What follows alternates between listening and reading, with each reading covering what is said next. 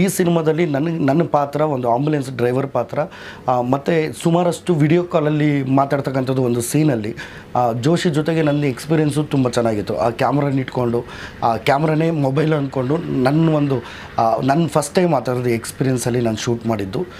ಅದೇ ರೀತಿ ಈ ಸಿನಿಮಾಗೆ ಬಂಡವಾಳ ಹಾಕಿರೋರು ಬಂದು ನಾಗರಾಜ್ ಸರು ಮತ್ತು ಪೃಥ್ವಿ ಅವರು ಅಂತ. ನಾಗರಾಜ್ ಸರು ಇದಕ್ಕೆ ಮುಂಚೆ ಕಿಡಿ ಅನ್ನೋ ಒಂದು ಸಿನಿಮಾದಲ್ಲಿ ಅವರು ನಿರ್ಮಾಪಕರಾಗಿದ್ದಾಗ ನಾನು ಒಂದು ಪಾತ್ರ ಮಾಡಿದ್ದೆ.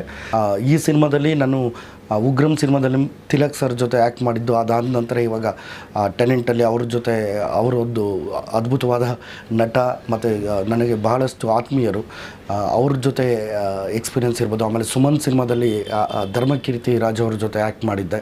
ಅವರು ಈ ಸಿನಿಮಾದಲ್ಲಿ ಒಂದು ಪ್ರಮುಖವಾದ ಒಂದು ಪಾತ್ರ ಮಾಡ್ತಿದ್ದಾರೆ. ಸೋನುಗೌಡ ಅವ್ರ ಜೊತೆಗೂ ನಾನು ದ್ಯಾವರೆ ಸಿನಿಮಾದಲ್ಲಿ ವರ್ಕ್ ಮಾಡಿದ್ದೆ. ಅವರೂ ಈ ಸಿನಿಮಾದಲ್ಲಿ ಸೋನುಗೌಡ ಅವರು ಒಂದು ಪಾತ್ರ ಮಾಡ್ತಿದ್ದಾರೆ. ಆಮೇಲೆ ರಾಕೇಶ್ ಮೈ ಅಂತ ಎಲ್ಲರೂ ಒಂದು ಕಾಸ್ಟಿಂಗಲ್ಲಿ ಯಾವ ರೀತಿ ಇದೆ ಅಂದರೆ